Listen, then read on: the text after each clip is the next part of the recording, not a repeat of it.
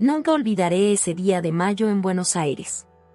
El aire estaba cargado con ese típico frío otoñal que nos hace buscar el abrigo del hogar.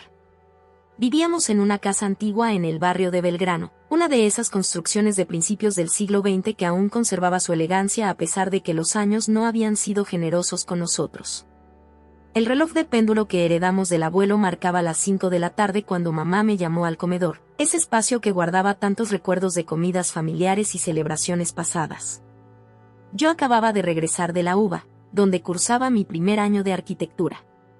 Todavía llevaba puesto el buzo de la facultad y cargaba mis tubos con los planos del proyecto que estaba desarrollando para la clase de diseño y el mate que había preparado para estudiar quedó olvidado en mi escritorio cuando escuché la voz de mamá, que sonaba diferente, más seria de lo habitual. La encontré sentada en su lugar de siempre, junto a la ventana que daba al jardín donde los malbones rojos eran lo único que mantenía algo de color en esa tarde gris. Sus manos jugaban nerviosamente con un sobremanila, y sus ojos, esos ojos que siempre me habían mirado con dulzura, ahora mostraban una determinación que me heló la sangre. «Martín, tenemos que hablar de algo importante», dijo sin rodeos. Me senté frente a ella, sintiendo que el aire se volvía más pesado con cada segundo que pasaba. «He tomado una decisión que nos beneficiará a ambos», continuó, y luego soltó la bomba que destruiría mi mundo. «Te vas a casar con Ricardo Montero». El nombre me sonaba vagamente familiar. Lo había visto algunas veces en las reuniones que mamá organizaba con sus amigas del club social. Un hombre de unos 45 años, siempre vestido con trajes caros y con ese aire de superioridad que solo el dinero puede dar. Mi mente tardó unos segundos en procesar lo que acababa de escuchar. «¿Qué estás diciendo, mamá? ¿Casarme? ¿Con Ricardo Montero?» Mi voz salió como un susurro incrédulo. Las palabras se sentían extrañas en mi boca, como si estuviera hablando en otro idioma. Ella comenzó a explicar, su voz mezclando firmeza con un dejo de súplica. Me habló de nuestra situación económica, cada vez más desesperada desde la muerte de papá. Las deudas se habían acumulado como una bola de nieve que amenazaba con aplastarnos. El banco estaba por ejecutar la hipoteca de la casa, esa casa donde había crecido, donde cada rincón guardaba un recuerdo de papá. Las lágrimas comenzaron a correr por mis mejillas mientras ella sacaba documento tras documento del sobremanila. Facturas impagas, notificaciones del banco, cartas de abogados. La realidad de nuestra situación se desplegaba frente a mí en papel y tinta. «Ricardo puede ayudarnos», explicó mamá. «Él está interesado en ti, y tiene los medios para resolver todos nuestros problemas». Su voz tembló ligeramente al decir esto último, pero se recompuso rápidamente. Me levanté de la silla, incapaz de seguir sentado. Caminé hacia la ventana, observando la calle Sucre donde los vecinos seguían con sus vidas normales, ajenos al drama que se desarrollaba en nuestra casa. Los colectivos pasaban repletos de gente que volvía del trabajo, y los chicos del kiosco de la esquina jugaban al fútbol con una pelota desinflada. «Tengo 19 años, mamá», dije finalmente, volteando a mirarla. «Estoy en la universidad, tengo sueños, planes. No puedo casarme con un hombre que podría ser mi padre». «¿Y cómo piensas pagar la universidad?», respondió ella, su voz quebrándose por primera vez. «¿Cómo vamos a mantener esta casa?». «Los ahorros se acabaron, Martín. Las clases de piano que doy apenas alcanzan para la comida». Intenté argumentar, buscar alternativas. Podría dejar la universidad, conseguir un trabajo, tal vez 2. Pero mamá tenía respuesta para todo. El tiempo se nos acababa, las deudas eran demasiado grandes, y Ricardo Montero era nuestra única salida. La discusión se prolongó hasta que las sombras del atardecer invadieron el comedor. Mi madre encendió la lámpara de pie, esa que papá había restaurado el verano antes de su muerte. La luz amarillenta iluminó su rostro cansado, marcado por años de preocupaciones y sacrificios. «Ya está decidido, hijo», dijo finalmente, con esa voz que usaba cuando yo era chico y no había más discusión posible. «Ricardo vendrá a cenar la próxima semana para formalizar el compromiso». Me dejé caer en el sillón de cuero gastado, ese donde papá solía sentarse a leer el diario los domingos. El peso de la situación me aplastaba. Mi futuro, mis sueños, mi libertad, Todo se desvanecía como el humo del cigarrillo que mamá acababa de encender, una costumbre que había retomado desde la muerte de papá. Esa noche no pude dormir. Desde mi habitación escuchaba a mamá moverse por la casa, inquieta. El sonido de sus pasos se mezclaba con el rumor lejano de la ciudad y el ocasional ladrido de los perros del vecindario. Buenos Aires nunca dormía, y esa noche, yo tampoco podría hacerlo. Para siempre. Mamá había estado limpiando la casa desde el amanecer, sacando la vajilla que solo usábamos en Navidad y planchando el mantel de hilo que había sido parte del ajuar de mi abuela. Desde mi habitación, escuchaba el tintineo de los platos y el murmullo de mamá dando instrucciones a Rosita, la señora que venía a ayudarnos una vez por semana y que hoy había sido convocada especialmente para la ocasión. El aroma del asado que se estaba preparando invadía toda la casa, mezclándose con el olor a cera para muebles y limón. A las 8 en punto, el timbre sonó. Me había puesto la única camisa decente que tenía, un regalo de mi tía Clara para mi último cumpleaños. Desde la ventana de mi cuarto, vi llegar el Mercedes negro de Ricardo, tan brillante que reflejaba las luces de la calle Sucre como un espejo. El chofer le abrió la puerta, y ahí estaba él, con un traje que probablemente costaba más que todos los muebles de nuestra casa juntos. Martín, baja por favor, la voz de mamá sonaba tensa, casi artificial. Bajé las escaleras como quien camina hacia el patíbulo. Ricardo ya estaba en el living, sosteniendo un ramo de rosas rojas para mamá y una caja envuelta en papel plateado que, supuse con disgusto, era para mí. Buenas noches, Martín. Su voz era grave y modulada, como la de esos locutores de radio antiguos. Se acercó para darme la mano, y sentí su apretón firme, casi posesivo. Su perfume caro invadió mi espacio personal, mezclándose con un ligero olor a tabaco fino. Te traje un pequeño presente, dijo, extendiendo la caja hacia mí. Dentro había un reloj Rolex, de esos que había visto en las vidrieras de la calle Florida, pero nunca me había atrevido siquiera a preguntar el precio. Gracias, murmuré, sintiendo el peso del objeto en mis manos como si fuera una marca de propiedad. La cena transcurrió en una especie de pesadilla surrealista. Rosita servía los platos con precisión militar mientras Ricardo dominaba la conversación. Hablaba de sus negocios inmobiliarios, de sus contactos en el gobierno, de sus viajes a Europa. Entre bocado y bocado, dejaba caer nombres de políticos y empresarios como quien habla del clima. Tengo planes importantes para nosotros, Martín, dijo mientras cortaba su bife de chorizo con la precisión de un cirujano. Ya hablé con unos amigos en el estudio de arquitectura más importante de Recoleta. Podrás hacer tus prácticas allí cuando termines la carrera. Mi madre sonreía y asentía, como si cada palabra de Ricardo fuera una bendición divina. Yo apenas podía tragar la comida, concentrándome en el sonido de los cubiertos contra la porcelana para no gritar. Por supuesto, también. Tendremos que mudarnos a un lugar más apropiado, continuó, mirando alrededor con lo que intentaba hacer diplomacia pero se sentía como desprecio. Tengo un piso en Puerto Madero, con vista al río. Creo que te gustará, tiene un estudio perfecto para que puedas trabajar en tus proyectos. Cada palabra era un ladrillo más en la prisión que se construía a mi alrededor. Ricardo hablaba de nosotros y nuestro futuro con una naturalidad que me revolvía el estómago. Entre plato y plato, sus ojos se detenían en mí más tiempo del necesario, evaluándome como quien examina una pieza de arte que está a punto de comprar.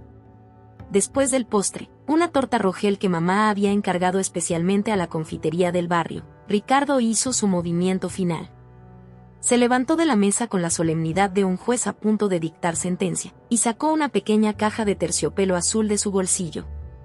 Martín, su voz había adoptado un tono que supongo pretendía ser romántico. Sé que esto es poco convencional, pero quiero hacer las cosas como corresponde.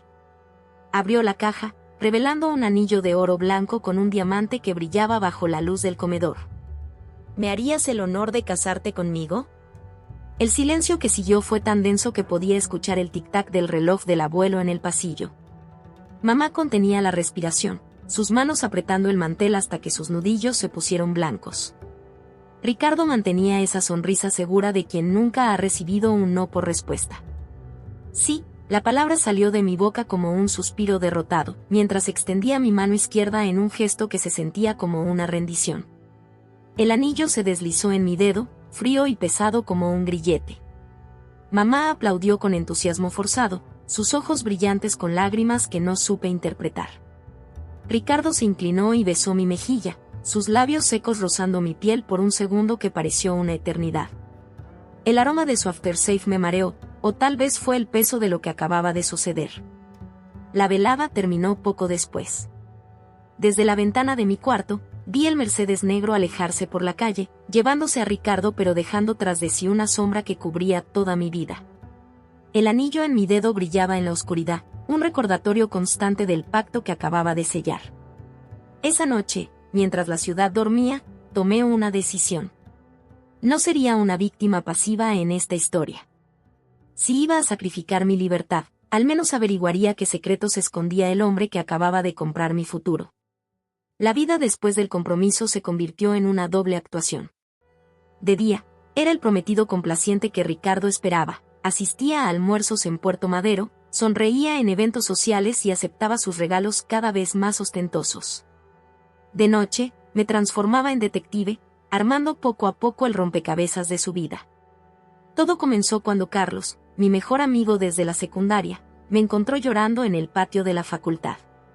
Le conté todo, desde el compromiso forzado hasta mis sospechas de que algo no cuadraba en la perfecta fachada de Ricardo. Carlos, que estudiaba Derecho en la UBA, no solo me escuchó, sino que se convirtió en mi cómplice.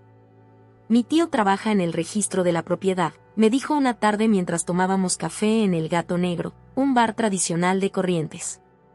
Podemos empezar por ahí. Sus palabras fueron el primer rayo de esperanza en semanas. Comenzamos siguiendo a Ricardo. No era difícil, su rutina era predecible como un reloj suizo. Salía de su oficina en la Avenida Libertador todos los días a las 6, pero los martes y jueves se desviaba hacia un edificio antiguo en San Telmo. Un edificio que, según los registros que conseguimos, no figuraba entre sus propiedades declaradas. Me volví experto en pasar desapercibido. Aprendí a mezclarme con la multitud en la Plaza Dorrego, fingiendo ser un estudiante más mientras observaba las idas y venidas de Ricardo. El edificio de San Telmo se convirtió en mi obsesión. Era una construcción de principios del siglo XX, con esos balcones de hierro forjado típicos del barrio, pero las ventanas siempre estaban cerradas con persianas metálicas. Encontré algo interesante, me dijo Carlos una tarde, mientras compartíamos unas empanadas en su departamento de Almagro. Había estado revisando documentos durante semanas. El edificio está a nombre de una empresa fantasma, Inversiones del Sur S.A. Pero mira esto, señaló un documento amarillento. La empresa se constituyó hace 15 años, y uno de los socios fundadores era tu viejo. Mi padre. El nombre de Alberto Suárez aparecía claramente en el papel, junto al de Ricardo y otros dos nombres que no reconocí. Sentí que el piso se movía bajo mis pies. ¿Cómo era posible? Papá nunca había mencionado ningún negocio con Ricardo. La investigación se volvió más intensa. Entre las clases de la facultad y las citas obligadas con Ricardo, pasaba horas en bibliotecas y archivos. Carlos usó sus contactos en tribunales para conseguir más información. Cada dato nuevo era una pieza más de un puzzle oscuro. Una noche, mientras Ricardo me llevaba a cenar a un restaurante carísimo en Palermo, decidí arriesgarme. ¿Sabías que mi padre era arquitecto?, comenté casualmente. Vi cómo su mano se tensaba alrededor de la copa de vino. Algo había escuchado, respondió con una sonrisa que no llegó a sus ojos. Una verdadera tragedia, su accidente. La forma en que pronunció accidente hizo que se me erizara la piel. Esa misma noche, después de que Ricardo me dejara en casa, me escabullí a la biblioteca de papá. Mamá había mantenido todo como él lo dejó, sus libros de arquitectura, sus planos, sus cuadernos de notas. En el fondo de un cajón, encontré una carpeta con el logo de Inversiones del Sur S.A. Los documentos dentro de la carpeta eran dinamita pura. Planos de desarrollos inmobiliarios, contratos, y algo más, notas manuscritas de papá expresando su preocupación por irregularidades en los proyectos. La última nota estaba fechada 3 días antes de su muerte. Esto es grave, dijo Carlos cuando le mostré los documentos. Estábamos en su terraza, el único lugar donde nos sentíamos seguros para hablar. Tu viejo estaba investigando lavado de dinero en los proyectos inmobiliarios. Y mira la fecha de esta transferencia bancaria, el día antes de su muerte. El accidente de auto que había matado a papá de repente parecía menos accidental. Recordé los detalles, los frenos que fallaron en la bajada de la autopista, el guardarraíl que no resistió el impacto, el fuego que destruyó gran parte de la evidencia. La última pieza del rompecabezas llegó de manera inesperada. Una tarde, mientras esperaba a Ricardo en su oficina, otra de nuestras citas programadas, su secretaria me confundió con un cliente y me dejó solo en su despacho. En 5 minutos, logré fotografiar con mi celular varios documentos de su escritorio. Entre ellos, un recibo de pago a un mecánico, fechado 2 días antes de la muerte de papá. Esa noche, encerrado en mi habitación, las lágrimas corrían por mis mejillas mientras todas las piezas encajaban. El hombre con el que estaba comprometido no solo había arruinado económicamente a mi padre, sino que probablemente había ordenado su muerte para encubrir sus negocios sucios. Era hora de confrontar a mamá. Necesitaba saber si ella conocía la verdad, si este compromiso era realmente por desesperación económica o había algo más. La verdad, cuando llegara, cambiaría nuestras vidas para siempre. Elegí un domingo para confrontar a mamá. Los domingos siempre habían sido nuestro día, desde que papá murió. Era el único día que no daba clases de piano, y solíamos desayunar tarde, con medialunas recién compradas de la panadería de la esquina y mate cocido. Esa mañana, el sol entraba por la ventana de la cocina, iluminando las motas de polvo que flotaban en el aire. Mamá tarareaba una vieja canción de Sandro mientras preparaba el mate, como si fuera un domingo cualquiera. Pero no lo era. Sobre la mesa de la cocina, había dispuesto todos los documentos que había encontrado, los papeles de la empresa fantasma, las notas de papá, las fotos de los documentos de Ricardo, todo. Mamá, mi voz sonó más firme de lo que me sentía, tenemos que hablar de papá. Y de Ricardo. Vi cómo sus manos se congelaron sobre el mate, cómo su espalda se tensó bajo el suéter celeste que tanto le gustaba usar los domingos. ¿Qué es todo esto?, preguntó, girándose lentamente. Sus ojos recorrieron los documentos esparcidos sobre la mesa, y noté cómo el color abandonaba su rostro. Sabes perfectamente qué es, respondí, señalando la carpeta con el logo de Inversiones del Sur. Sea lo que no sé es cuánto sabes vos de todo esto. Se sentó pesadamente en la silla, como si sus piernas ya no pudieran sostenerla. Sus manos, esas manos que me habían acunado de bebé y que ahora daban clases de piano para mantenernos, temblaban mientras alcanzaba uno de los documentos. Hace tiempo que querías contarme algo, ¿no?, presioné suavemente. Desde que apareció Ricardo con su propuesta de matrimonio, hay algo en tus ojos, mamá. Algo que no me estás diciendo. El silencio se extendió por varios minutos, interrumpido solo por el lejano ladrido de los perros del vecindario y el paso ocasional de algún colectivo por la calle. Cuando mamá finalmente habló, su voz sonaba diferente, más vieja y al mismo tiempo más fuerte. Tu padre no murió en un accidente, comenzó, y esas palabras, aunque ya las sospechaba, me golpearon como una bofetada. Ricardo lo mandó a matar. Yo lo supe siempre, pero nunca pude probarlo. Las lágrimas comenzaron a correr por sus mejillas, pero su voz se mantuvo firme mientras desenrollaba la historia completa.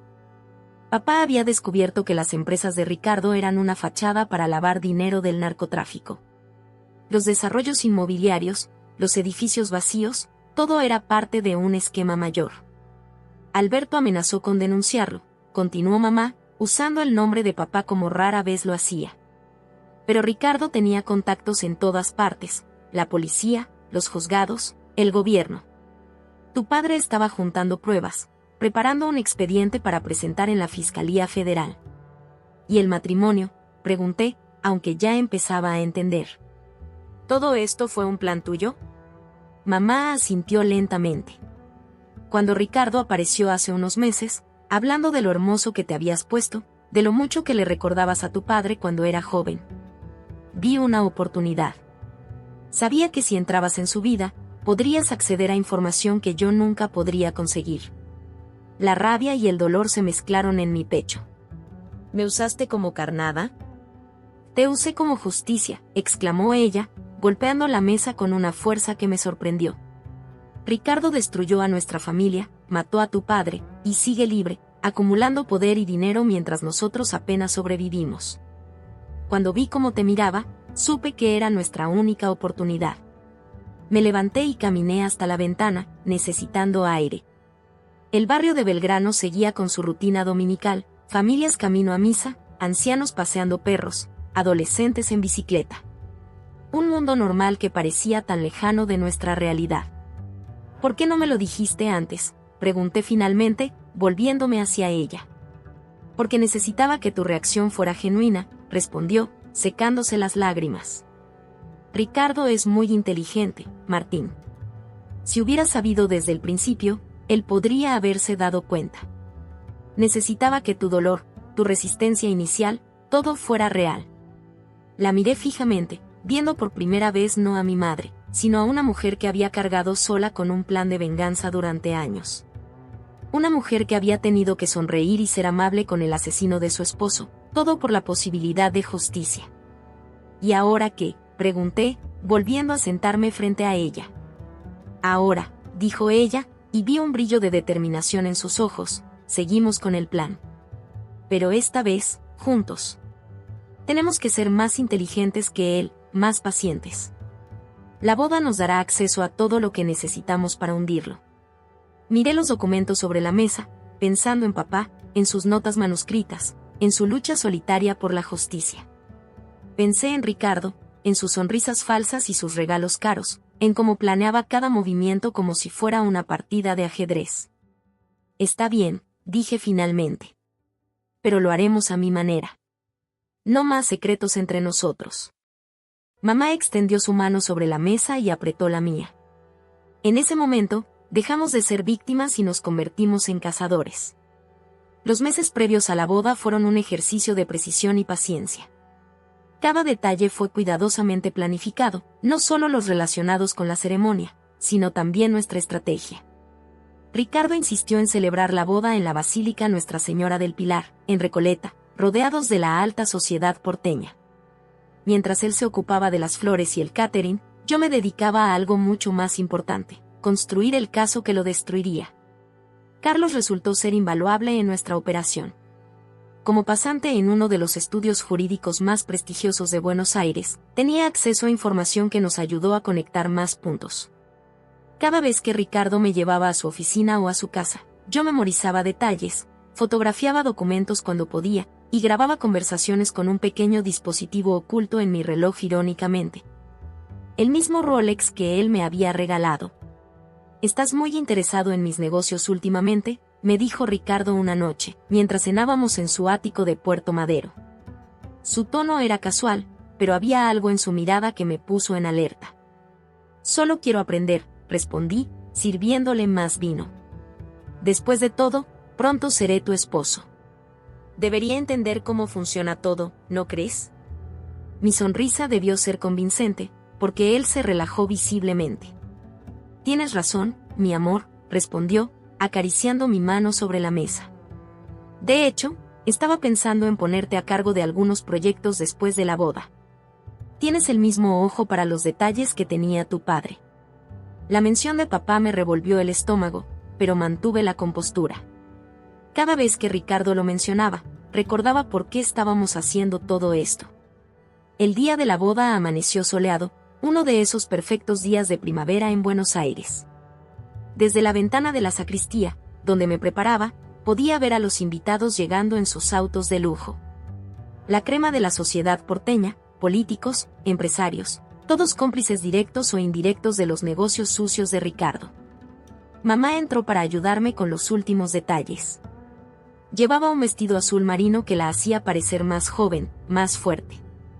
«Está todo listo», susurró mientras ajustaba mi corbata. Asentí levemente. Carlos ya estaba en posición, con una copia de toda la evidencia que habíamos recopilado. Durante la recepción, mientras todos estuvieran distraídos con el baile y el champagne, él se reuniría con el fiscal federal que habíamos contactado. El mismo que había estado investigando a Ricardo durante años, pero nunca había logrado reunir suficientes pruebas. La ceremonia fue un espectáculo de opulencia. Las flores blancas y doradas decoraban cada rincón de la basílica, y el coro cantaba Bach mientras yo caminaba hacia el altar. Ricardo esperaba allí, imponente en su smoking italiano, sonriendo como si realmente fuera el día más feliz de su vida. Durante el intercambio de votos, cada palabra que pronunció fue una actuación calculada. Sí, acepto sonó convincente, incluso emotivo. Ricardo me puso el anillo en el dedo, un aro de platino que pesaba como las mentiras que nos rodeaban. La recepción se celebró en el Palacio San Martín. Mientras los invitados bailaban y bebían champagne francés, yo mantenía un ojo en mi reloj. Carlos debería estar entregando la evidencia en ese momento, documentos que probaban el lavado de dinero, grabaciones comprometedoras, el testimonio de un ex socio de Ricardo que habíamos logrado localizar en Uruguay. Y lo más importante, pruebas de la manipulación del auto de papá. Ricardo no sospechaba nada. Estaba en su elemento, riendo con políticos, cerrando tratos con un apretón de manos, presumiendo de su joven esposo. Me presentaba a todos como mi arquitecto brillante, sin saber que cada presentación, cada conversación, estaba siendo grabada. A medianoche, mientras cortábamos la torta de bodas, vi a Carlos regresar discretamente a la fiesta. Nuestras miradas se cruzaron por un segundo, y su leve asentimiento me confirmó que todo estaba en marcha. El fiscal había recibido la evidencia y los operativos ya estaban siendo coordinados. Bailamos, mi amor, la voz de Ricardo me devolvió al presente.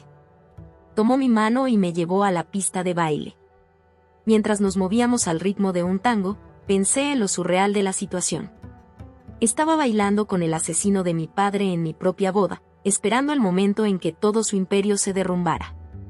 «Estás callado», observó Ricardo, girándome suavemente. «Solo estoy feliz», mentí, apoyando mi cabeza en su hombro para que no viera mi expresión. «No puedo creer que este día finalmente llegó». «Y esto es solo el comienzo», respondió él, apretándome más contra sí. «Mañana partimos a nuestra luna de miel. Un mes en Europa, ¿qué te parece?» Sonreí, pensando en el pasaje de solo ida que había comprado en secreto. «Suena perfecto». La fiesta continuó hasta el amanecer. Cuando finalmente nos retiramos al hotel, Ricardo estaba eufórico, haciendo planes para nuestro futuro. No tenía idea de que su futuro se mediría en horas, no en años. En la suite nupcial del Alvear Palace Hotel, mientras él se duchaba, envié un último mensaje a Carlos: «Todo listo.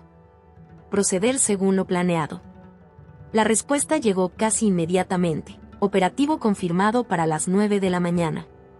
Me acosté en la cama, escuchando el sonido de la ducha y los tarareos despreocupados de Ricardo. En unas horas, todo cambiaría. La justicia que papá buscaba finalmente llegaría, aunque de una forma que él nunca hubiera imaginado. El amanecer nos encontró en la suite del Alvear. Ricardo dormía profundamente, el champaña y la celebración habían hecho su efecto.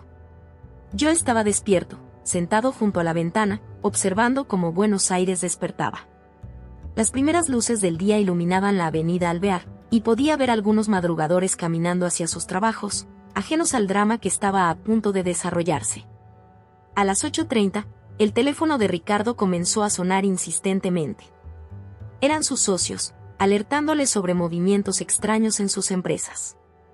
La Policía Federal había comenzado allanamientos simultáneos en todas sus propiedades. Ricardo se vistió apresuradamente, maldiciendo y haciendo llamadas frenéticas a sus contactos.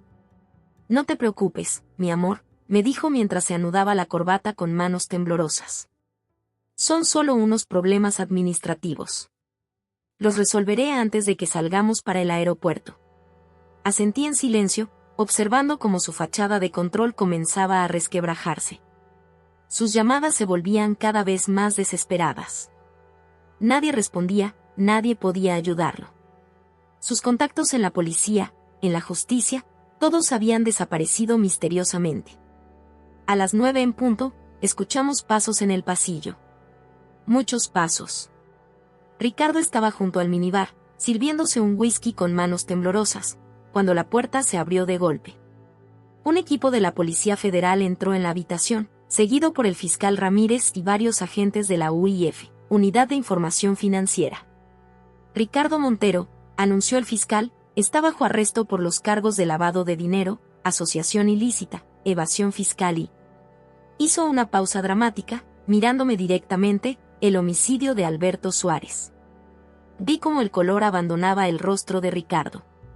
Sus ojos se movieron de los policías hacia mí, y en ese momento, lo entendió todo. La comprensión de que había sido engañado durante meses por su joven esposo lo golpeó como una bofetada. «Vos», susurró, su voz mezclando incredulidad y rabia. «Todo este tiempo».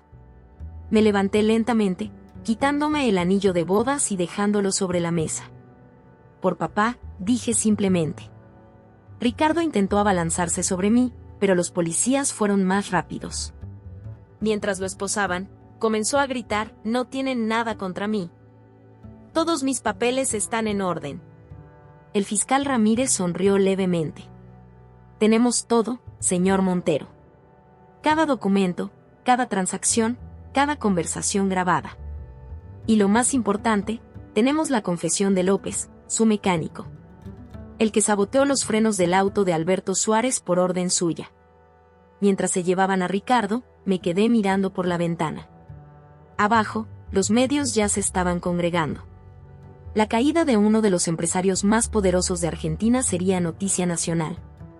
Mamá llegó media hora después. Nos abrazamos en silencio, las lágrimas corriendo libremente por nuestros rostros. No eran lágrimas de tristeza, sino de liberación. Después de tanto tiempo, después de tanto dolor y tanta actuación, finalmente podíamos respirar. «Tu padre estaría orgulloso», dijo mamá, acariciando mi mejilla. «No solo por hacer justicia, sino por cómo lo hiciste. Fuiste más inteligente que él, más paciente». Carlos apareció poco después, trayendo café y medialunas. «Los medios están como locos», nos informó. «Ya están saliendo todos los detalles. Las propiedades fantasma, las conexiones con el narcotráfico, todo. Ricardo no saldrá de la cárcel en décadas». Los días siguientes fueron un torbellino. Nuestra historia ocupó las primeras planas de todos los diarios. «Venganza y justicia, la boda que derribó un imperio criminal», titulaba Clarín.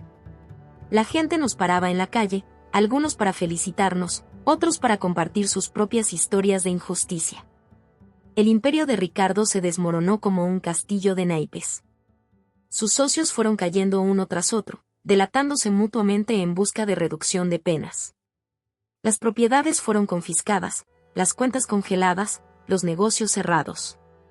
Una tarde, semanas después, visité la tumba de papá en el cementerio de la Chacarita. Llevé las flores que él más gustaba, fresias blancas, y me senté junto a su lápida.